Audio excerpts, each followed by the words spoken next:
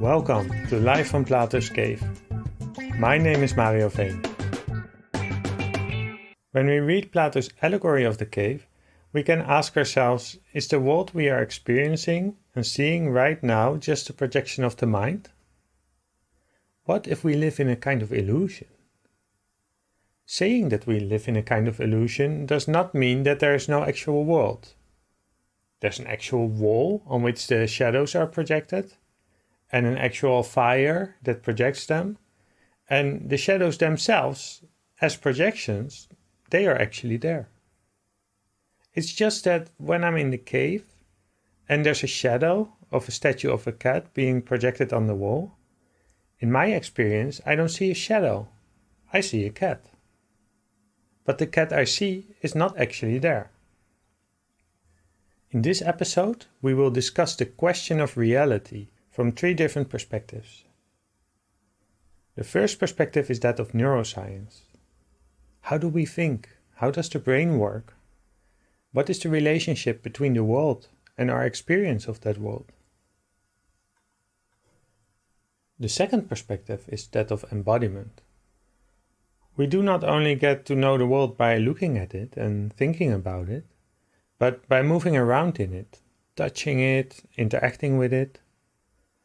Dance and martial arts are examples of embodied forms of knowledge, or we could say the wisdom of the body. Then there's the Buddhist perspective. In Buddhism, the idea is that we live in a world of projections, but that there are practices that can help us purify the mind and see through these illusions. For instance, meditation, or practicing loving kindness, or studying Buddhist texts. It's very rare to meet someone who embodies all of these 3 perspectives. And that's why I'm so happy that our guide today is Marieke van Vugt. Marieke is a neuroscientist, Buddhist and ballet dancer, and we will speak about science, mind and dance. Marieke is an assistant professor in the cognitive modeling group at the University of Groningen in the Netherlands. She obtained her PhD in the Neuroscience program of the University of Pennsylvania, and she did a postdoc at Princeton University. Marieke has been meditating since early childhood and practices Tibetan Buddhism in the Dzogchen tradition. She's also an amateur classical ballet dancer, and she has even published on ballet as a contemplative practice. The main question that guides Marieke's research is, how do we think? In what ways do we mind wander? And how can we make our thinking more adaptive through contemplative practices such as mindfulness and meditation?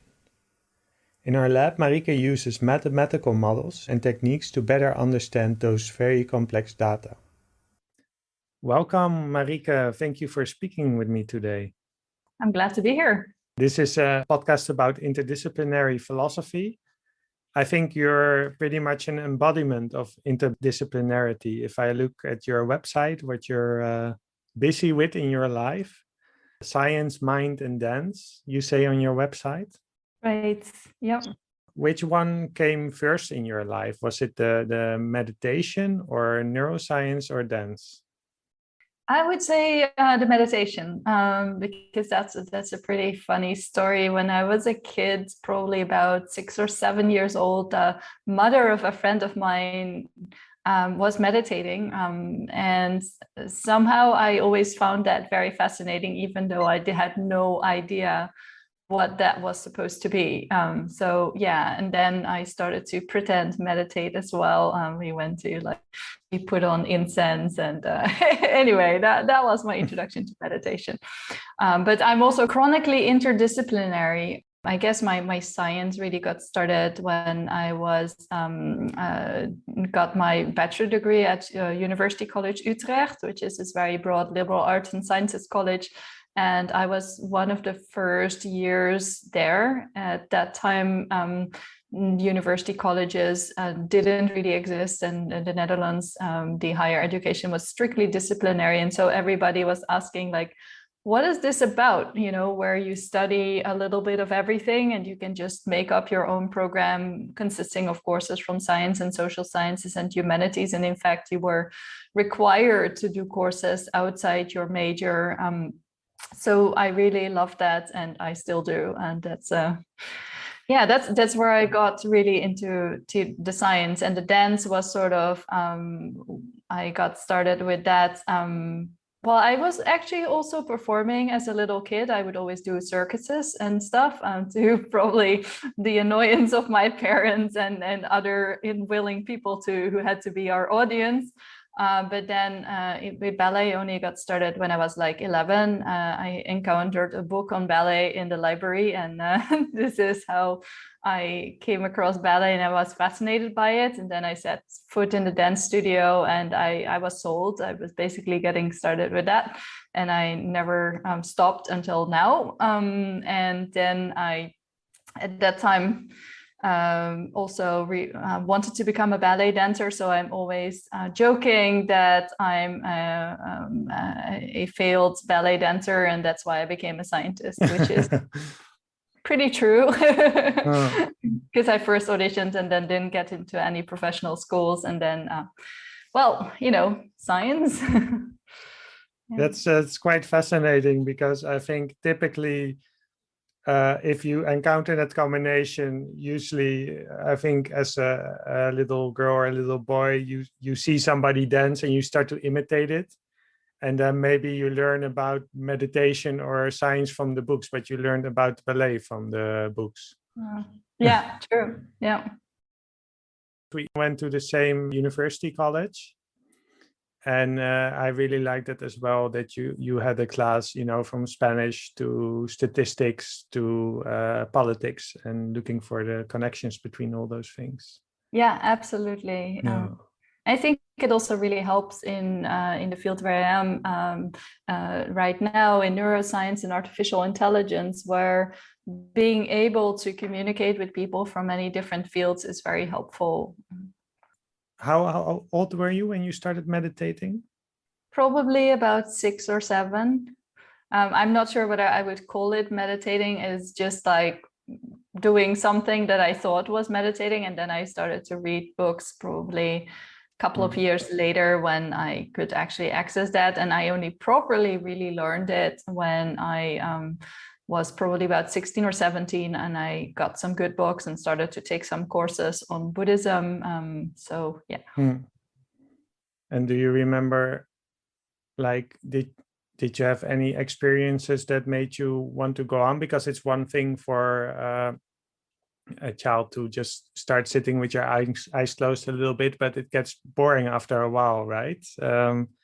What was it that made you go on with this? Well, so I'm not sure whether I was anything consistent, but I kept being fascinated by it. I don't think I had particular experiences, but I've always been, I guess, kind of curious about the mind and what's behind life and what drives us as humans, and what does it mean to be a good human being.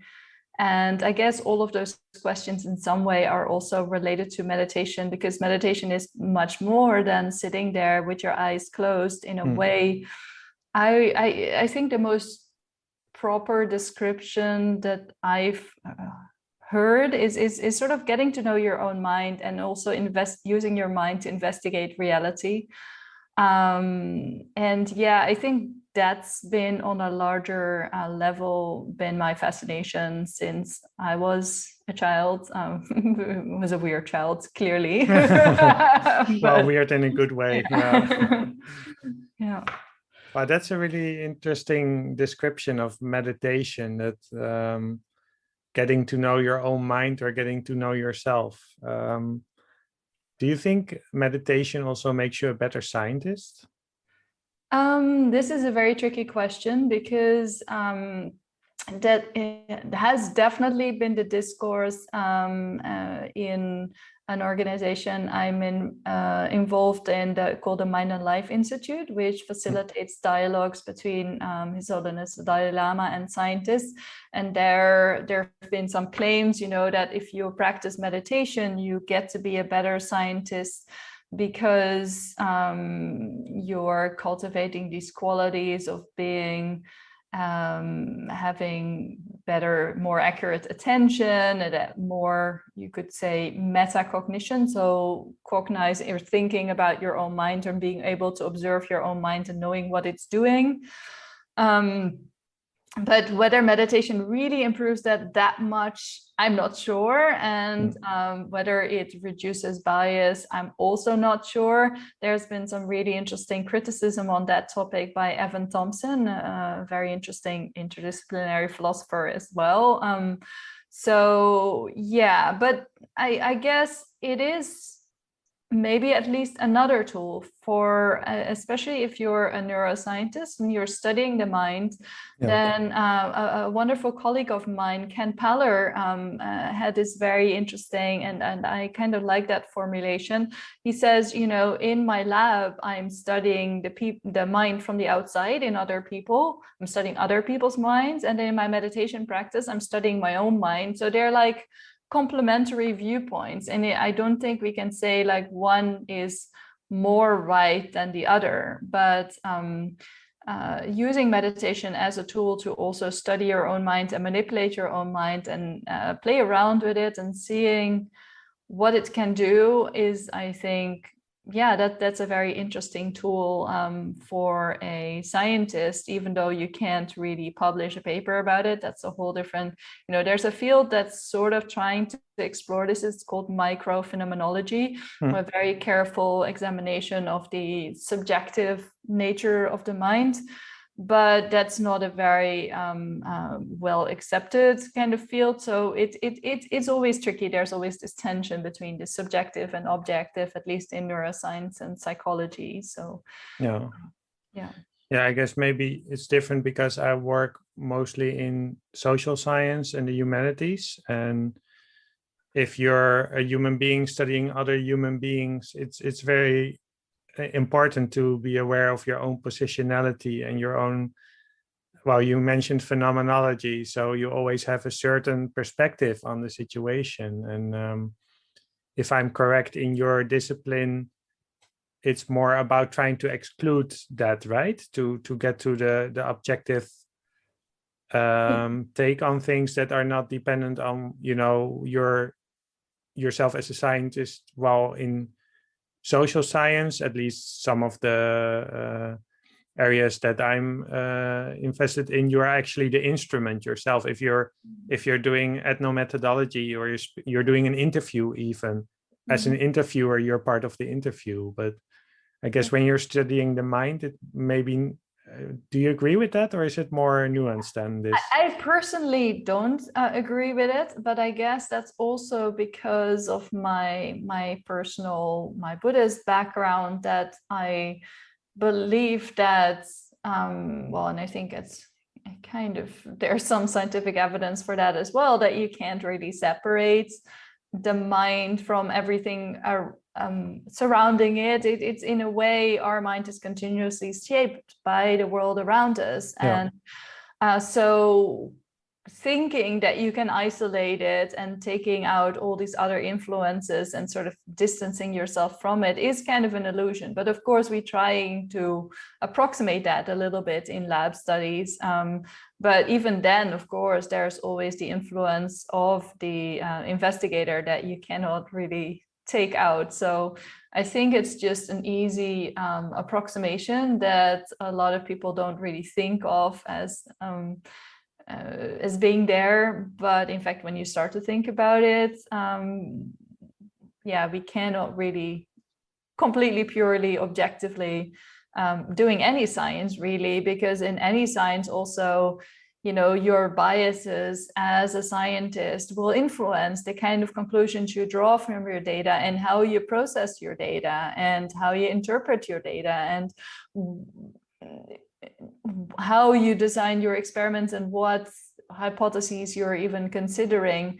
So I think that idea of realizing that there is a subjective dimension to science is, I think, very helpful, and maybe this a wonderful thing that we can also learn from the more social sciences and humanities and philosophy, like the phenomenology tradition.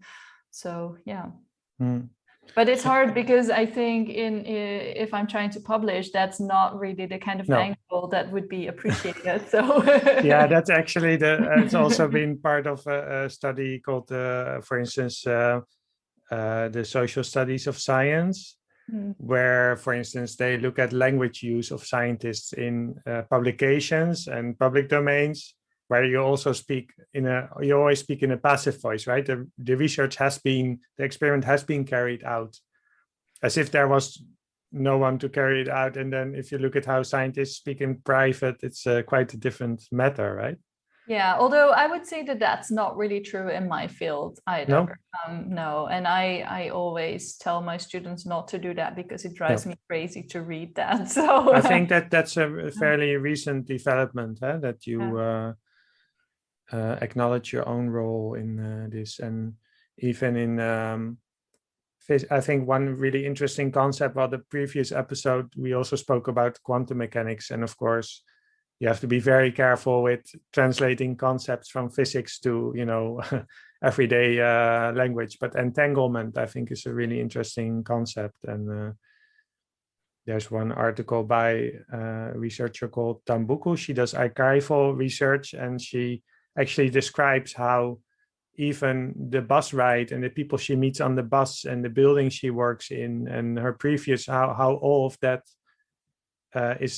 influences her work. I think even kind of the hunches that you get or the hypothesis that you generate. I mean, we have ideas all the time, but why do you you can't investigate them all. So you also have probably an intuition. Hey, there might be something here in this direction. Yeah. So now I'm very curious, how did you first hear about Plato's allegory of the cave? Yeah, that's also quite an early life story. I don't really remember exactly when, but as a kid, I read this book called Sophie's World. It was an introduction to philosophy, which I found fascinating. I think I might have been around 12, 13 or so at the time. And there it went through the whole history of philosophy, which was very interesting because, as I said, I was kind of curious about what is reality and what is the mind and how does all of that work. And of course, there was Plato and the cave. And I thought also that concept, I mean, it's in a way, it's kind of similar to the Matrix, the ideas that you see in this movie, The Matrix, but of course the Matrix came later than that age, or in a way the Truman Show, this idea that there may be a world that's quite different, that's more real than the current world that we are experiencing, or what's behind all of that. So I found it fascinating, and I mean, the whole book really blew my mind. I very, very vividly remember that, and I think there was some chapter about how we're all breathing in molecules of Caesar, of the Emperor Julius Caesar, and just a massive scale of the universe. And my mind was blown for sure. So, yeah, but I definitely remember Plato's cave as well as one of those memories from the book. Yeah. And how do you look at it now? As we have to, in conversation with you, we always have to say as a Buddhist or as a neuroscientist or maybe even as a dancer. I don't know if there are any connections, but I'm just curious. Well, and in a way, they do touch on all of those things, because I think for me, Plato's cave is about, the search for the reality that's maybe beyond what we can perceive. And so maybe the closest connection I can draw is as a Buddhist, because in the tradition that I'm following, which is the Dzogchen tradition in the Tibetan Buddhism, it's all about the nature of the mind. And the idea here is that or what we are currently experiencing is just projections of the mind, and the mind is continuously creating the world that we're seeing. It's constructing it on the basis of its perceptual input, but also its predictions and expectations, all of those things. And the whole goal of the Buddhist path is then to, in a way, purify the mind or get rid of these fabrications to perceive the world in, you could say, in a more pure way. That's always sounds very puritanic, but it's, I think, a little bit more in a way that you can just be like it's described as being like a child, where you don't really have that much judgment about this is good, this is bad. You can just be there, and according to the Buddhist teachings, this is the only way to really be happy in a sustainable way. That you're sort of engaging in the world, not really expecting things, but just happy as is. So, and I think that's one version of Plato's cave, the sort of that, we're currently experiencing the world in this a bit of a clouded way, in a messy way, and then as a Buddhist, we're trying to work with our mind so that we are maybe in a very simple way, we're engaging with it in a more sustainable and happy way. Mm-hmm. So yeah, and then as a scientist, of course, I'm also constantly trying to figure out how the mind works. And, I do that by doing experiments, by putting electrodes on people's heads, and to try to go beyond just how our mind works on an everyday level, but instead just to discover the fundamental principles that drive it. And in particular, my lab is currently working on trying to understand how, when, and why we get distracted, what's happening then, and what are the kind of principles that make distraction more adaptive and less adaptive. So that's going, again, beyond the current reality as we're experiencing it, and trying to find general principles, sort of a theory of how that works, and then testing that theory. Of course, that's the whole purpose of science, and then using that. But as as a dancer, I would say, in a way, there's this beautiful film by another very interdisciplinary scientist called Francisco Varela, and he was saying that art and science and spirituality, they're all different ways of knowing the world. And as I've done some experiments with dancers where they were using movements to research the world as well, to explore the mind and to explore each other. And in a way, that's what dancing is too. It's also a language to try to experience a different way of experiencing the world. And when I do ballet, in particular, it's almost like sometimes going into a different reality, a different place where I can not be me, but I can explore all these different emotions and feelings, and see how far I can reach to some level of perfection in my body and in my mind. So I think in that way, that's sort of a very loose connection to the idea, but there, in a way, also different ways of exploring reality. Yeah, well, I'm a terrible dancer, so I wouldn't know what to say about that. But I know from watching ballet or theater or something like that, it's also kind of a setting where you're like in the cave, you're in a theater, and you're, for at least for the hour or 2 hours that it lasts, you're outside of your everyday reality, and you make this journey, right? And if it's a good journey, then especially with, it's easier to imagine maybe with a film or something where there's very clearly a story, or a book, or something like that. But with ballet, especially, are you more like modern ballet or classical ballet?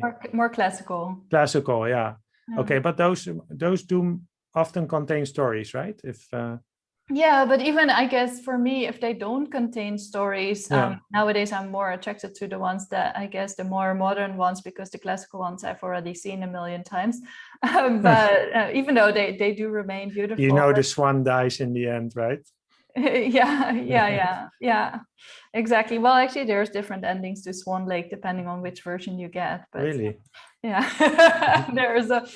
I'm way too much of a ballet nerd. I realize that when I sometimes go to workshops with other recreational dancers, and then together with my fellow ballet nerd friends, I will always know all the choreographers and the different versions. Yeah. It's like very funny. But anyway, I think regardless of whether the ballet has a story, I think it's more like particular ways of moving. They affect both your own mind as well as the one that's watching. It's creating some kind of maybe a mood or an emotion. I think for me, that's more what it's about. Whether there's a story or not is irrelevant. And there's also something about, so I was thinking about this in the past year when we were all locked in our homes. And for me, ballet was really a way to still have a world to explore, even when I was in my home. So I've been taking ballet classes with teachers I knew from the US and teachers I knew from India, where I travel also to do research and to develop as a dancer and to reconnect with those teachers from across the world were in a way ways to have a bigger world through that process of dancing and learning dance and communicating with these people from around the globe.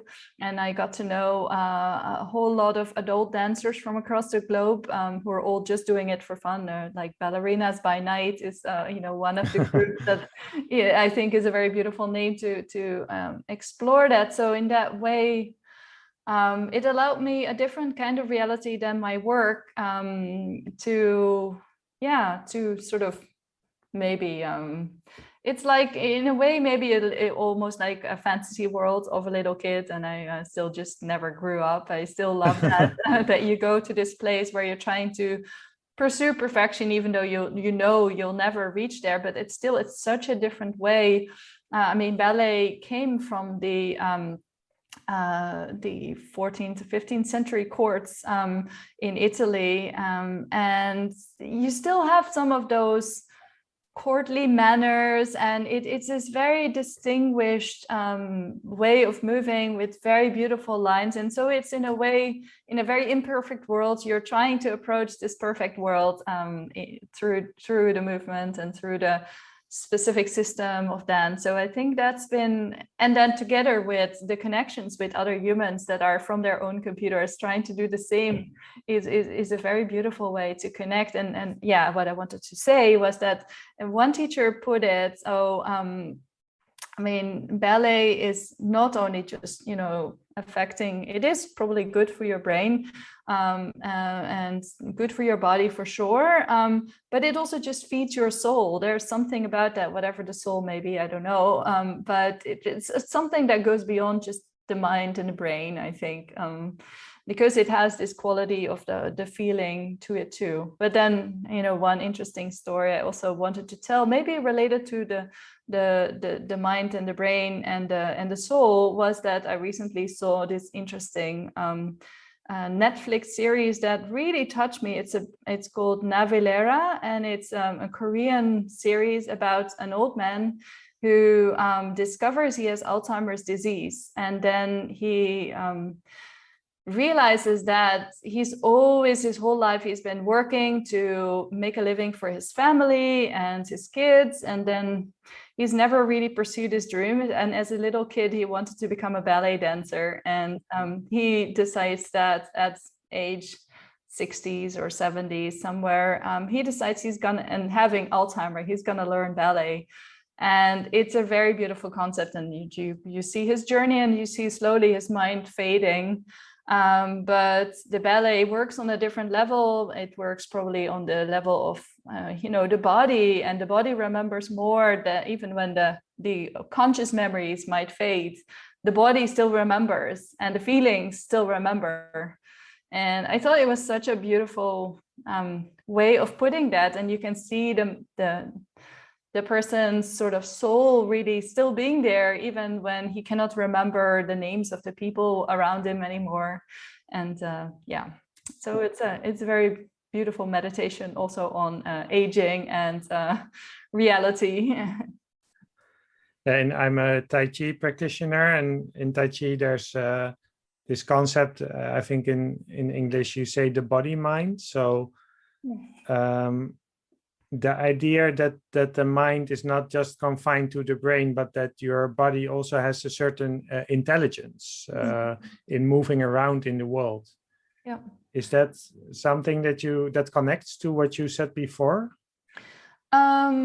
For sure. I would also say there is even some scientific evidence for that as well. So I think in mind-body practices, including Tai Chi and yoga, and maybe you could even classify ballet on that too. I've written a paper about this idea, is that you can't in a way really separate the mind from the body, because, for example, everyone knows that your posture will affect your mood, right? So that's on a very simple level. And also there is some emerging evidence that, for example, the brain oscillations, which is also one thing that I do a lot of work on in my lab, the brain oscillations are related to, for example, the beating of the heart. And there's also brain oscillations, not just in your brain, but oscillations similar to brain oscillations in your peripheral nervous system, so outside the brain. So, and then there's emerging evidence that also of course the gut bacteria are somehow affecting our emotions and our mood. So there's a strong connection between the body and the mind and the brain. And I think a lot of these mind-body practices sort of take this into account. I think it's in our Western world, we sort of have had for the longest time this paradigm that there is a body and there's a mind, and they're in a way separate, or there's a brain and the body, they're sort of separate things. But that's also for a large part, I think, due to an interpretation of Plato's allegory, right? That I personally don't agree with, but with the two worlds. So we have the world of the senses, the body, and then we have the perfect world of mathematics and forms. But yeah, and then of course with Descartes is where it really also started to separate quite strongly. So that's unfortunately that I guess sometimes that's a bit creates unnecessary distinctions and tensions where it doesn't need to be. So if I'm hearing you correctly, your experience is that ballet is also a way of getting to know the world, or a certain knowledge moving around in it, but also feeling a certain sense of freedom, and also connecting to others even across the world. Other ballet nerds that know all the different endings to Swan Lake. Ballets. Yeah, and it's also on a more subtle level. It's just being able to express your feelings. So I really love when I have strong emotions, strong disappointment or happiness or frustration, I will just dance, and that's really helpful for me to use the different medium than the words, because I'm using words all day. I mean, I can, especially during this pandemic, I kind of joke like that I'm talking to my computer all day, which is pretty much true. Probably it's the same for you. So speaking of Plato's cave, how do we know the people on the other side are real, right? Yeah. For sure. I mean, actually, it's becoming more crucial than ever. Like, will we know? And with the deep fake technologies and whatever, this whole distinction between reality and what is reality anyway? I guess that's a very interesting question that you can also ponder. And I'm also doing research together with Tibetan monks that are from a slightly different tradition within Tibetan Buddhism than I'm personally following. It's a more scholastic tradition, a more philosophical tradition. And they spent like their education, 20 years, exploring philosophically, like what is the mind and what is reality, trying to decompose it into like its fundamental particles through, you could say, thought experiments. Yeah. And then you can find, if you even do a tiny approximation of that investigation, you will find very, very quickly that it's almost impossible to know what is reality. And it's mind-blowing to think that way. Like, even to just really investigate, like, where do I end and where does something outside me begin, is hard to know. Like, at what point, if you really drill down to the level of particles, like where does me end? And as I recently had a very interesting experience. It was a little bit disconcerting, but I had a parasite in my body, and then it came out, and I was the parasite is like, also, what is that? Like, and then suddenly, like, it's part of your body and then it's not, and it's kind of scary. And of course we are like that all the time. Like, we have a lot of bacteria in our guts that are also sort of, we feel as part of us, but are they really part of us? But they are in a way different. So it's, even with just very simple questions, if you start to think about it, it's yeah. Yeah, exactly. Yeah, but in the next episode and the episode after that, we're going to be speaking about philosophy of technology, and the next one with Dominic Patman, and he wrote this book called Infinite Distraction, which you might like given your research topic. But yeah, that's also the idea with technology, that we have this idea that there's the human and there's the technology, and they're separate. But if you start to look, I mean, what is technology? Your clothes is technology, writing is technology, and we wouldn't be even able to speak to each other, and people wouldn't be able to listen to us without technology. So where does that end? Where does your hand end, and where does the tool begin? Yeah, because also I've offloaded a large part of my memory to technology these days. And I mean, actually, technology ranging from the smartphone to the you know, the old pencil and paper. I guess in a way that's also technology. But then also I've been blown, my mind's also been blown by thinking back, like probably 15 years ago is when I went to the US to do my PhD. And at that time, when I left, there were no cell phones, barely any cell phones. And I would communicate with my parents maybe once or twice a month. I would call them with a calling card from the public phone.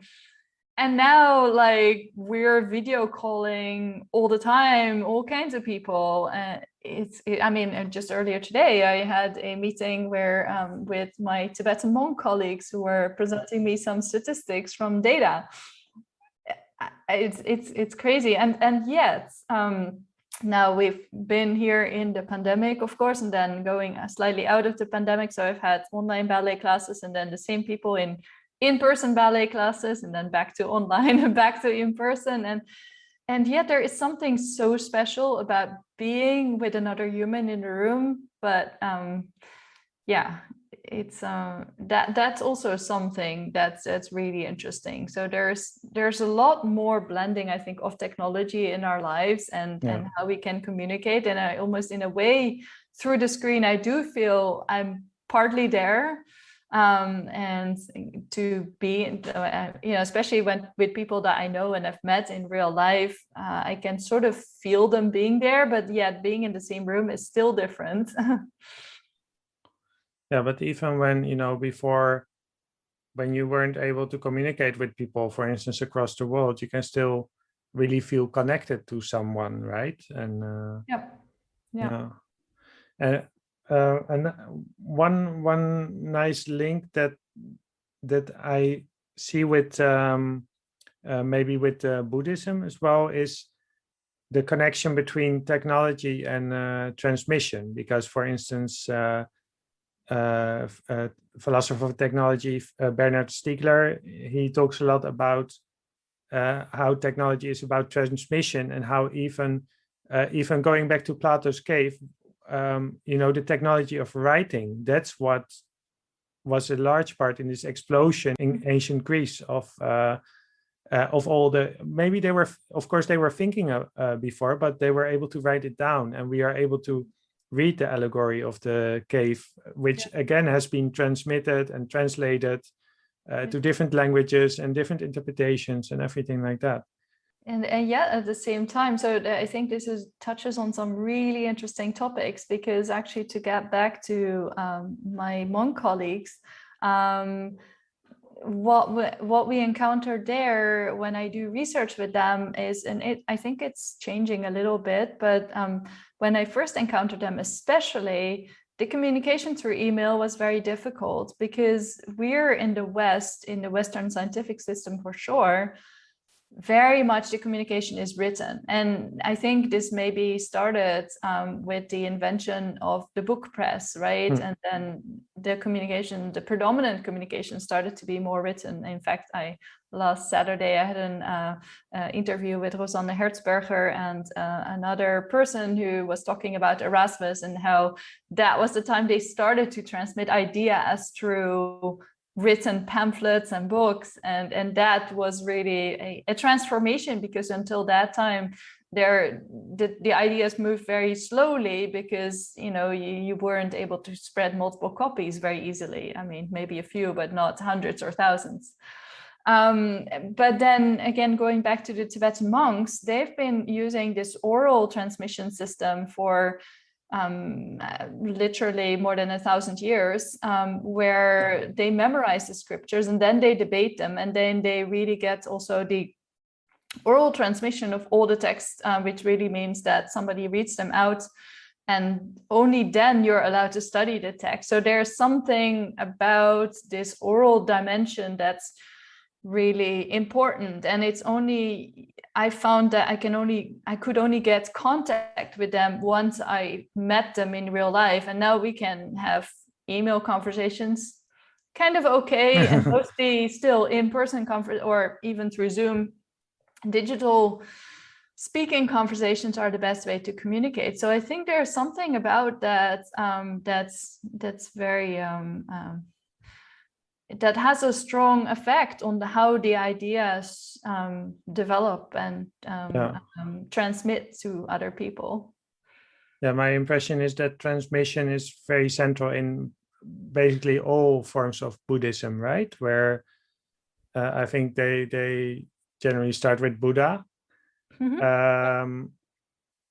with already an initial transmission where he something with a flower and he smiles and somebody gets it in the audience, and then this then is the first I would say Buddhist master. And I mean, there are probably different versions of the stories, right? But they're always transmission stories, right? Of a Buddhist master that transmits something to a student.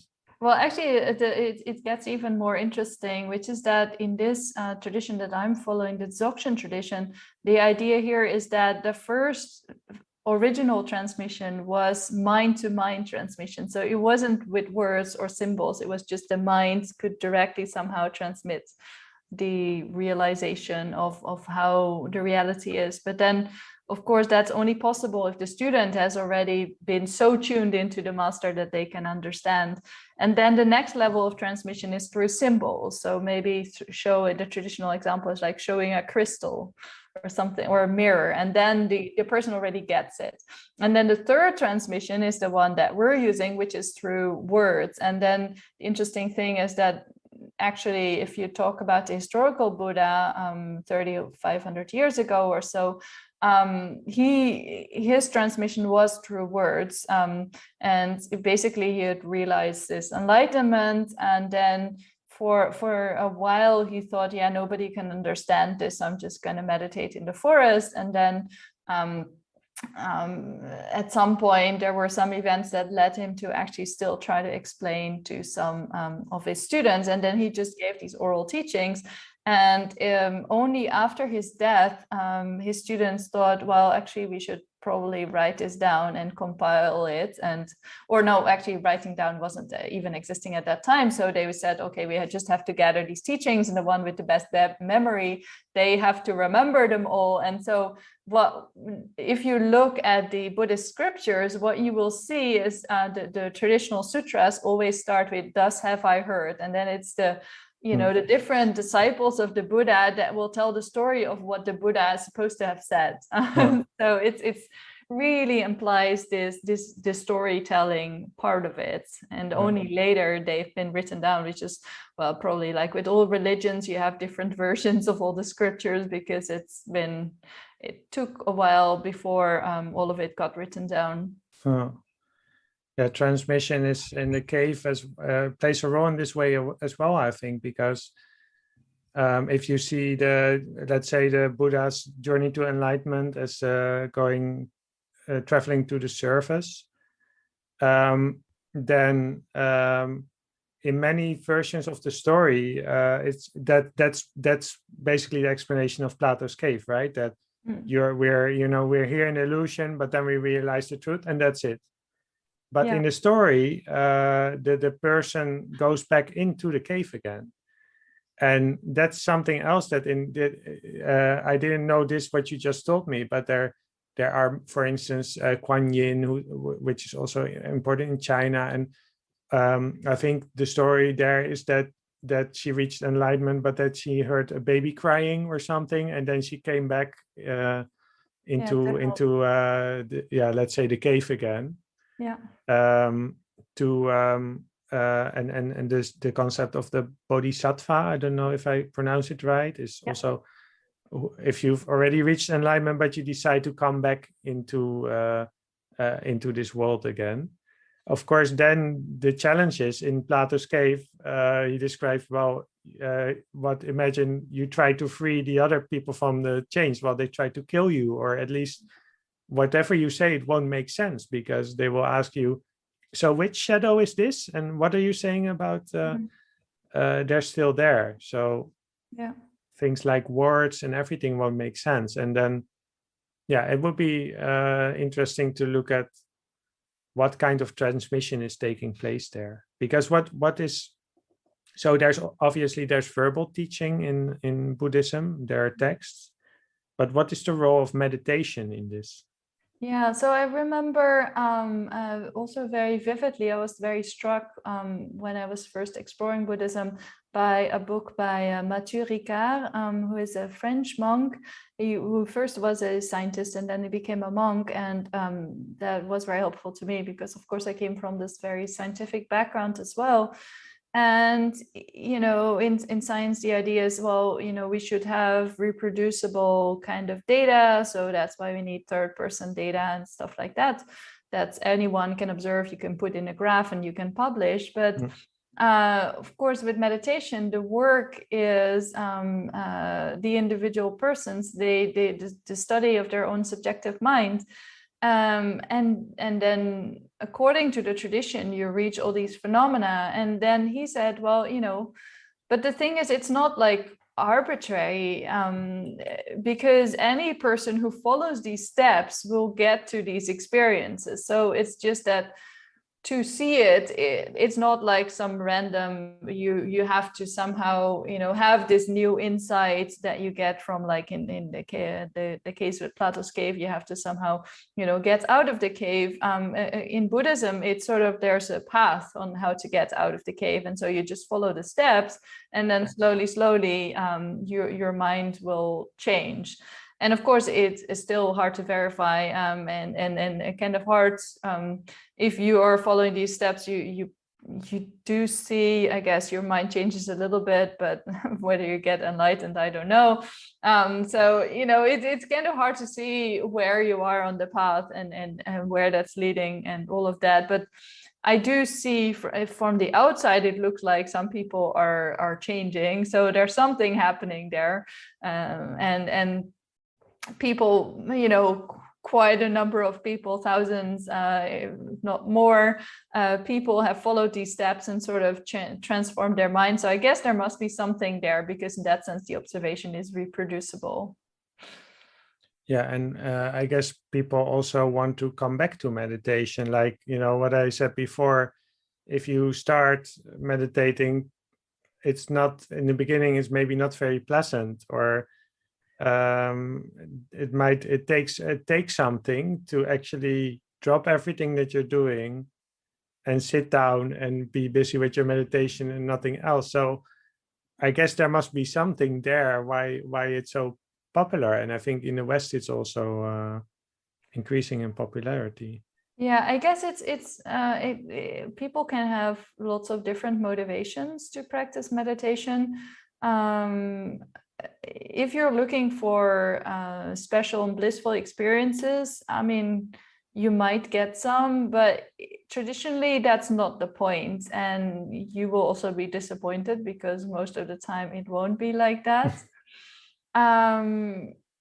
For some people, they turn to meditation because they go through a lot of suffering and loss. They lose some of their close ones, and then they're searching for meaning, and their meditation or different meditation practices. I mean, there's so many traditions and paths in that direction. So I guess it's very hard to generalize, but for people, it allows them maybe to think in a very structured way more about life, and gives them some tools to change their minds, and maybe to help them to regulate their emotions. And I think that's one motivation that can definitely work for a lot of people. So I guess many of us are realizing we have a lot of stress, and we have maybe some not so adaptive emotions, and then there's quite a few techniques from the meditation tradition that help you deal with that. And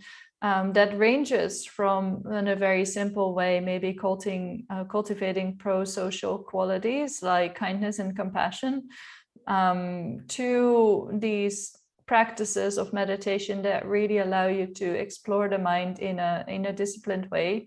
On the one hand, by observing what the mind does naturally. So meditation, unlike what a lot of people believe, it's not like a way to blank your mind or to have a very quiet mind, because your mind will do all kinds of stuff, and that's good. Otherwise you would be dead, right? So there's nothing wrong with a mind being very busy. That's just what the mind is. But it's not a way to stop thinking. No, for sure not. But it is a way to in a way realize that you can step outside your mind in a way. You are not your mind. You can sort of observe your own thinking, and that's quite a monumental realization. But then you can also probe this mind, the thinking mind, to really carefully investigate reality. Like this example we talked about before of where does the hand end and the outside me begin?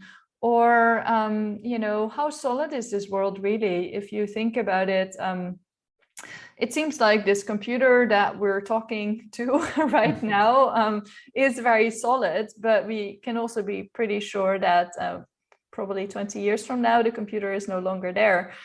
It's in some shape, or maybe a different shape. Well, they're getting smaller anyway. At first, Yeah. it used to be a whole room, and now it's getting smaller and smaller and smaller. Yeah. Yeah, exactly. So things are changing, and at what point are they changing? And if you really take on board those ideas, and I think maybe for all of us, this idea of change has become quite a bit more acute through the pandemic, as now things are changing really quickly. Then you think, yeah, we're done with the pandemic, and then no, we're not done with the pandemic, and things change again and again. But that's always what life is. And if you really take this on board, it can make life a bit less dramatic. You can sort of feel a bit less sort of overwhelmed by it, because you just realize, oh yeah, that's supposed to be changing. That's just how it works. You're not as affected by whether it's raining or if there's sunshine, or if you have a little bit more money or less money, or if things go your way or they don't go your way. Yeah, because you realize that that's just never constant, and that if you are in the high, then there's no way that you can avoid getting to a low again, and that's life. So I think those explorations are very, very powerful meditative tools. And the reason I would call them meditation rather than maybe philosophy is that rather than just thinking about it intellectually when you're reading the book, like the wonderful book Sophie's World, although that did have in my case a little bit of what I said, it blew my mind, so it did sort of change me the way I thought. But in meditation, you're going through that again and again, so that slowly your thought patterns are also changing by themselves. But you can't, just knowing something intellectually doesn't immediately like make it a thought pattern that you then constantly have, right? That you're then embodying. And so meditation is really the process, I think, of translating the abstract ideas into really an embodied reality, so that it's not just that I know that things are changing intellectually. I mean, anyone who can think will realize that, but most of the time we forget, and we sort of act as if the world is sort of not changing, and we act as if we are completely separate from the world outside us. But if you think about it, that just doesn't make sense. So you have to remind yourself again and again, and really explore it from all kinds of traditions or directions to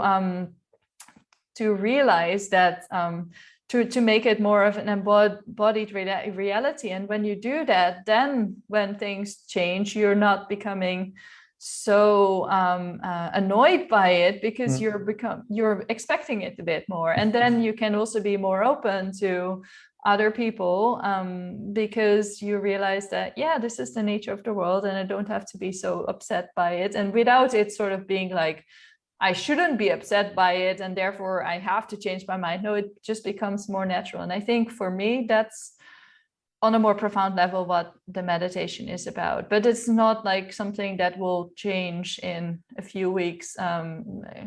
Probably it's more, well, for Buddhists, it would be multiple lifetimes. But yeah. Well, but then maybe you've already done it for a few lifetimes, so you have a head start, right? If you start Who now. knows? Yeah, exactly. And anyway, it's better to start now than to start tomorrow. yeah, for sure. Yeah. So I can imagine, so this podcast is about looking at life from different angles, and whatever is going on in your life, whoever is listening to this at the moment, which could be an intellectual question, but it could also be, maybe somebody cut you off in traffic and you're angry with it, or it could be something in your relationship. And I can imagine that for all the millions of people who listen to this, they maybe have a certain idea about meditation, or they haven't tried it. Is there maybe an exercise that we could do, like a simple exercise for, let's say somebody cut me off in traffic, or I'm angry with somebody or something. Is there something you could do, a meditation that analyzes that? Mm-hmm. For sure. When I'm angry at someone, also when somebody cuts me off in traffic, if I have the awareness to realize that there's something that I can change my reaction, what I will do is there are so many things that you can do. One thing is to just say, okay, I feel this emotion, and rather than just really starting to get more and more annoyed with this person, how dare he sort of cut me off in traffic, or he's just totally like an asshole for being angry at me, and I'm right, he's wrong, or she's wrong, whatever. You can also say, oh, interesting, just observe what does this emotion feel like in your body, especially. And I think the body is very helpful for this, because it's sort of makes you immediately look at the situation from a different way. So you can sort of feel like, where in my body do I feel the emotion? Is it in my chest or in my head or in my fingers? Probably most of the time it's not your fingers. Unless you hit them, maybe. Yeah, exactly. Yeah, that would be probably very unfortunate if you get to that stage. So that would be one approach. And then to really take a moment to really just observe that, and very often that already diffuses the emotion, but sometimes that doesn't work. Another approach that I find very helpful is to try to shift perspective. So for a lot of these things, it does require you to have a moment that you can not interact with the other person. You need to have a quiet moment that you can just, like, usually when I do meditation practices, I would, make sure I can sit down and take a moment, take a few breaths to just, again, land in my body and find some space. And then I might imagine sort of, what does the other person feel like? Maybe they were cutting me in traffic because they're, they're rushing to the hospital and they're trying to get to their wife who's giving birth or something like that, right? So they have a different world and they might have just something going on, and then you're not so important. So that I typically find a very helpful approach. I also often find it very helpful, and this can work sort of with all kinds of situations and emotions, is there's these wonderful loving kindness practices, where rather than focusing on the situation, you're just trying to wish well on other people. So you're just saying, I could, again, take a few moments to settle myself and catch my breath. And then I might just say, may you be happy, may you be well, may you live with ease. Those are some sentences you can use, whichever phrases you use. And then you would just quietly repeat those to yourself, so you don't have to say them out loud. You can just repeat them to yourself. And you can also, typically it's good to start with first wishing yourself well and happy, because very often when these emotions happen, when somebody is angry at you, you feel terrible. So it's probably good actually to first start with to yourself wishing you well, because every person has the right to be happy. And without being happy and content and comfortable, we cannot really be of much use for everyone else. So we'd start by saying, may you be happy, may you be healthy, may you live with ease, may you be peaceful. And then you've sort of repeated that to yourself a couple of times, and you're starting to settle and really try to mean it. Of course, it has to be a bit of construction in the beginning, but as you do this for a little bit, it will become more real, and you can start to feel it. And once you feel more okay in yourself, then you can also say to the other person, may you also be happy. And may you be well. And then that immediately changes the dynamic. Even if they've been nasty to you, they are still, when you relate to them as another human being, they also want to be happy, and they also they might feel frustrated sometimes, and realizing that on a fundamental level we all want to be happy, I think is a very powerful practice for me. So yeah. Well, thank you. Do you meditate each day? Yeah. And how long? That differs. I would say ideally something like an hour, sometimes less, but yeah. And do you ever have trouble sitting? Yeah, well, I find it challenging to find the time to practice, but then the good thing within the Tibetan tradition is there is this idea of commitments, that you just, take on yourself a commitment to do this or that practice every day. So I kind of have to do it. So then it becomes a habit, and I do feel that it helps me to sleep. So I almost never have trouble sleeping. Yeah. Maybe because I practice when I wake up and I practice when I go to sleep. So I will have automatically a little bit of that sanity in my day. Yeah, I'm asking because I don't practice meditation in a particular tradition, but I do try to meditate each day. But I notice that sometimes, even some days or weeks or months, it goes easier and I'm looking forward to it. And sometimes I just either I don't do it and I was wondering where does this resistance come from? Do you have any idea what that could be in a general sense? Yeah. I mean, let's ask the question in a different way. If it's good for you, shouldn't you want it? Yeah. Don't we want what's good for us? Yeah, but I think it's a conflict between maybe what feels good at that moment, and what you know is good for you on the longer term, but somehow doesn't feel immediately like, okay, this is gonna make me feel good, or feelings that even like I have to do this other stuff now, and then I am so exhausted I just have to go to bed. I mean, that's usually my struggle, is just one in which I feel like I just don't have the time because all these other things are more important. But of course, in a way, that's resistance, really. But so for me, that's why the commitment thing kind of works, because it's sort of, I have to show up to it every day, no matter what. And then I don't really have this choice to back out it with all kinds of excuses, because I do know that if I do it, it does make me feel better. I think pretty much it does make me feel better, no matter what.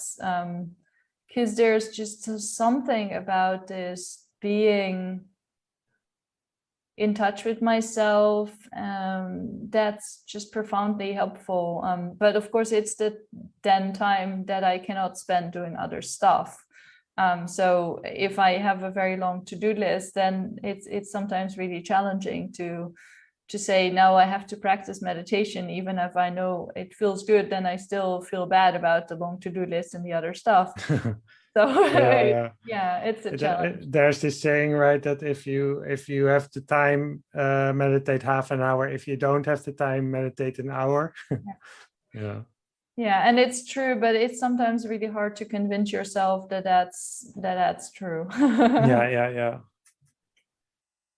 As a neuroscientist, I think you're assistant professor. How do you look at meditation from a neuroscientific perspective?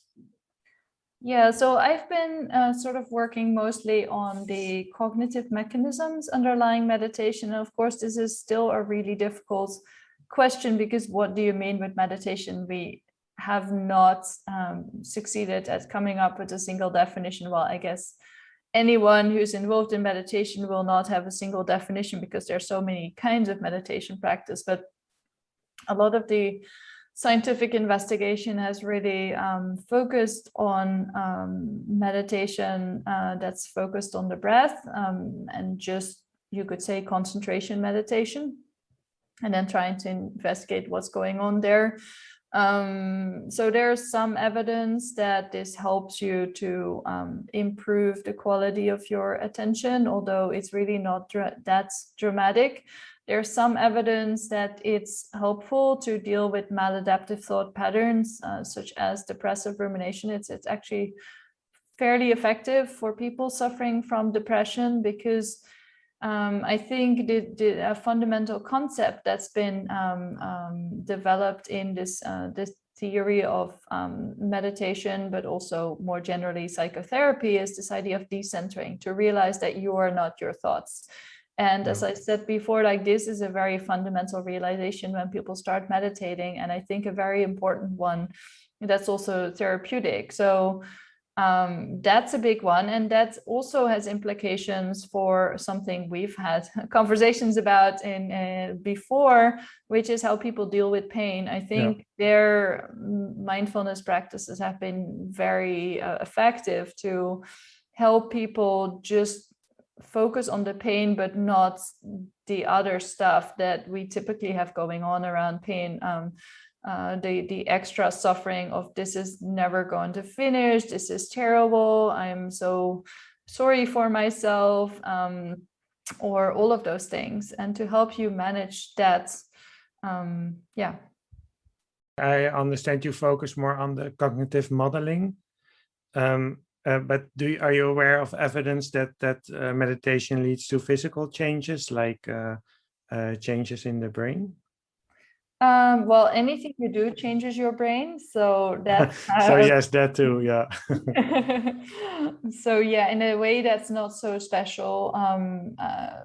There is some evidence, well, I mean, there's been a ton of studies, but I think most of them are just like, okay, when you practice meditation, this part of your brain lights up, and there are so many assumptions in that kind of research that it's hard to say what it really means.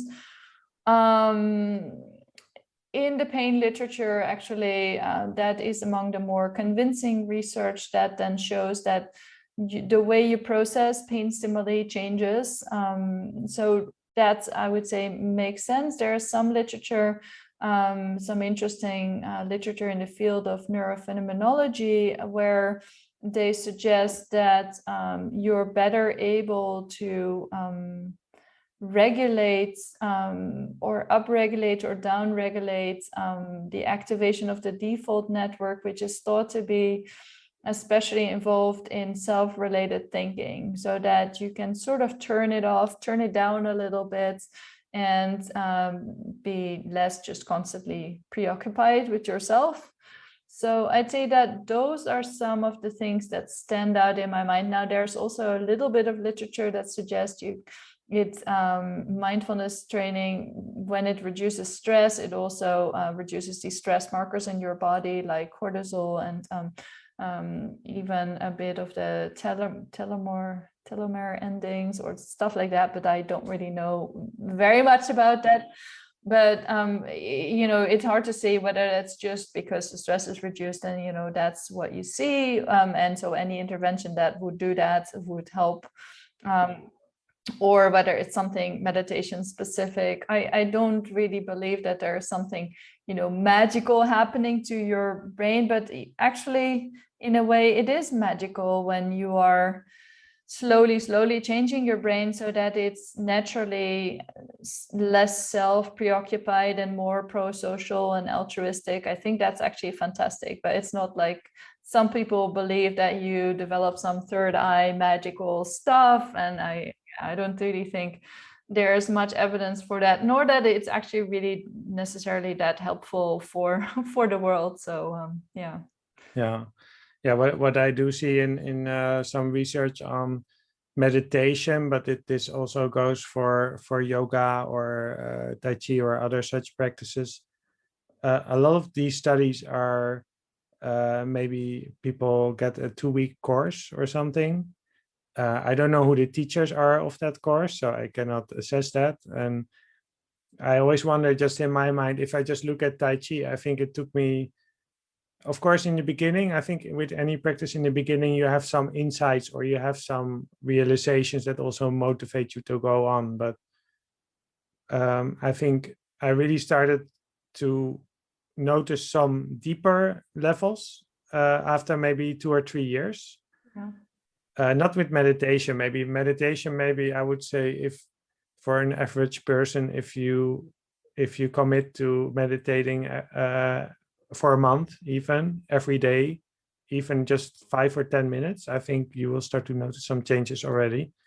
But it's something that it's not, you don't do it for the benefits, immediate benefits, right? It's just more a practice that you just continue. And the more you continue, the more you, well, it's just like science, right?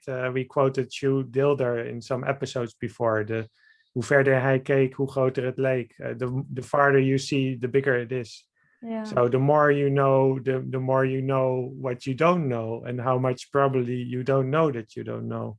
Yeah. And I think in the end, what I've seen with people that I think are real practitioners is that really they develop some kind of a thing that, as I think Richie Davidson, a sort of famous meditation researcher, was also saying, like, they develop a kind of a sense of sparkly personality, kind of flexibility, mental flexibility, and kindness and compassion, and sort of palpable peacefulness. And we don't really know how to measure this, but I mean, that's something that seems to be really at the core of it. But yeah, as I said, it's really hard to develop ways to measure it, although that's one of the things that I'm working on in my lab, is to try to measure what I call mental stickiness. So how much do you get stuck on negative emotions, especially when somebody sort of tries to insult you, or when you undergo some challenges? Are you able to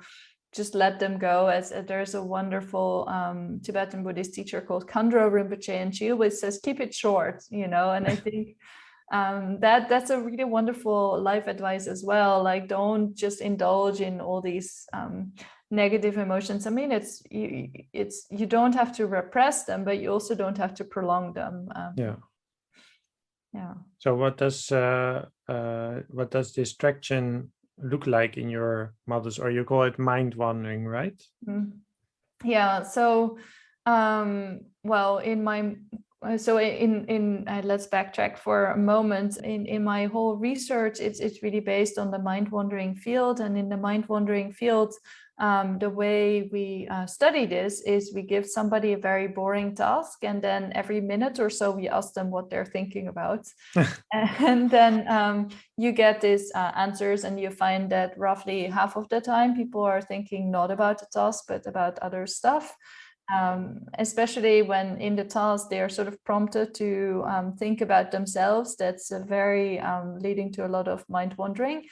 And then actually that also impairs cognitive function. It makes it more difficult to remember stuff in between. So yeah, and then we've been trying to formalize that in computer models. And then the way this thought process works is basically we simulate doing the task, but then we have this other thought process. A wonderful colleague of mine called David Meyer called it the thought pump. We have this thing in our mind that constantly sort of pumps thoughts in our minds, and when it's this ruminative self-related thinking process, then it tends to be very sticky.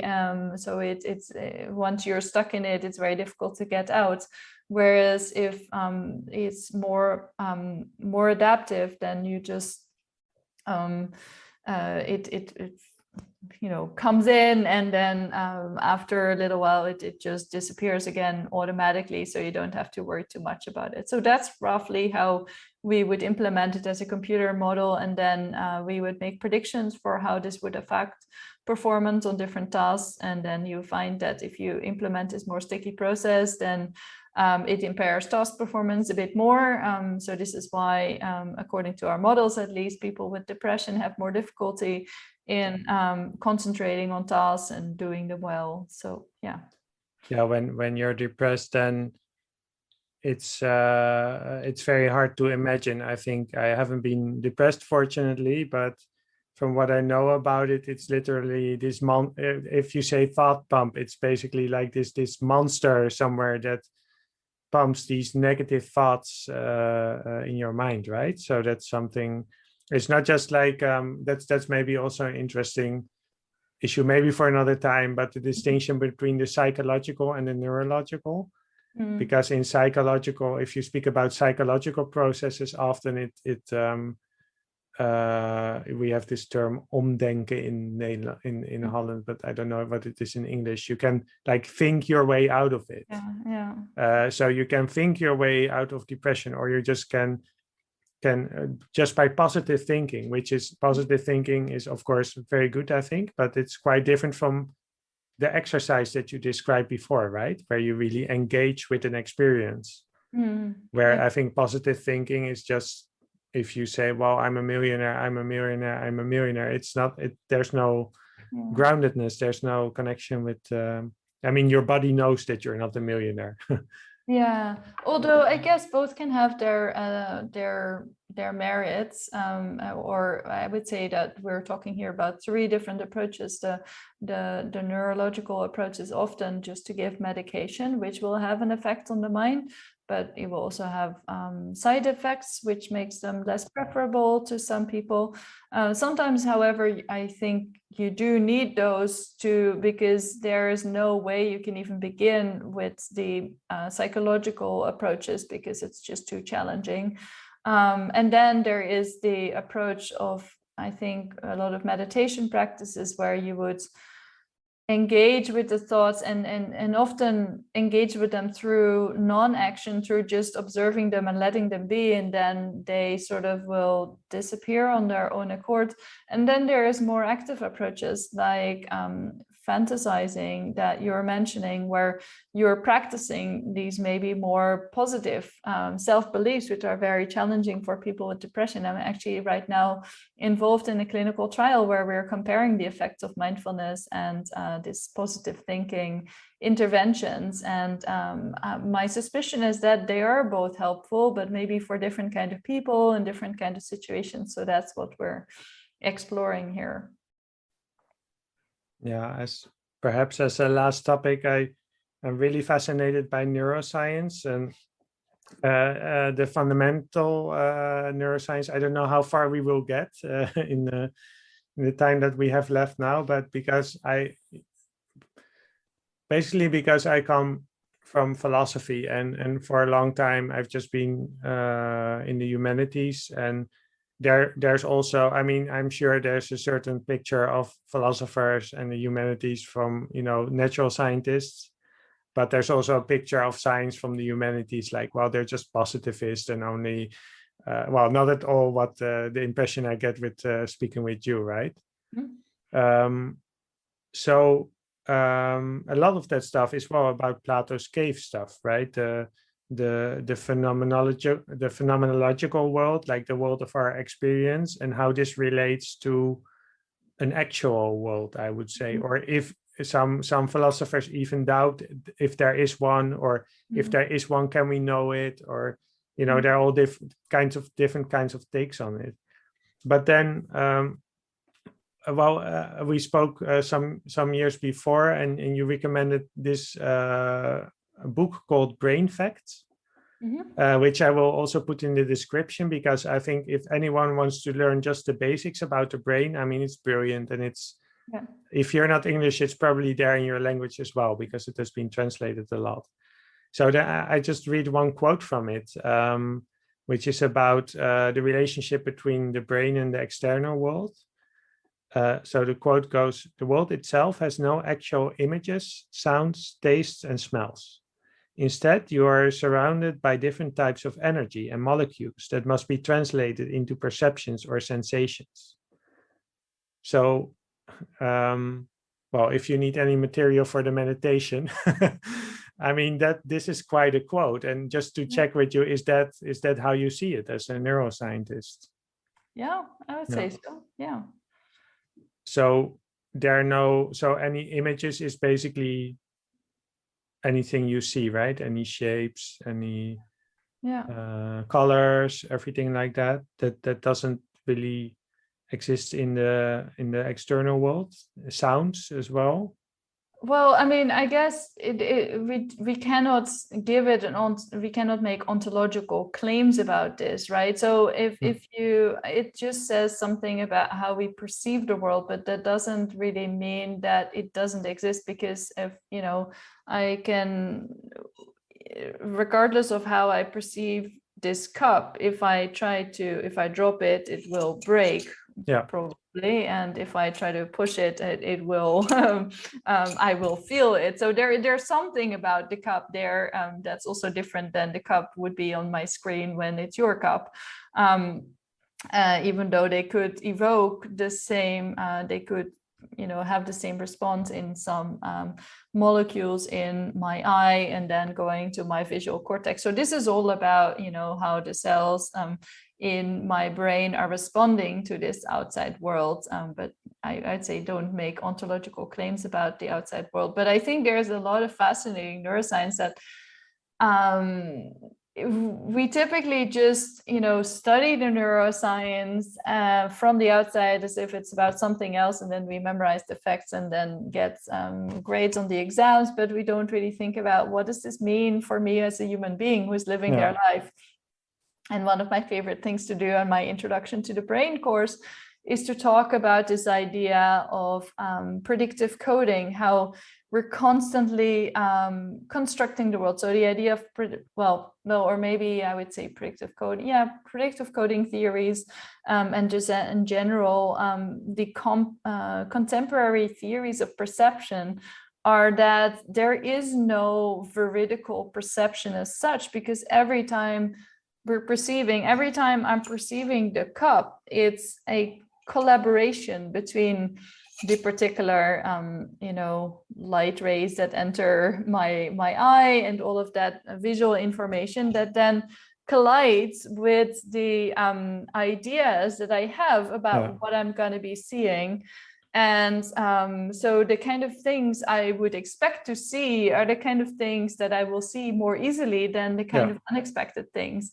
And so there is this fundamental sort of constantly, as Francisco Varela would say, and there's this beautiful documentary called Monte Grande about his life, where he says something like, the bee dreams up the flower and the flower dreams up the bee, and then together they sort of dance together to form this world. And that's sort of how we're also perceiving, right? So in a way, we're constantly creating the world based on our experiences, and but at the same time, that doesn't mean that the world does not exist. Like, you still will face some serious realities, right? If you jump out of the windows, there will be some distinct effects. It's not like you're suddenly like your body is not subject to gravity and all of that stuff.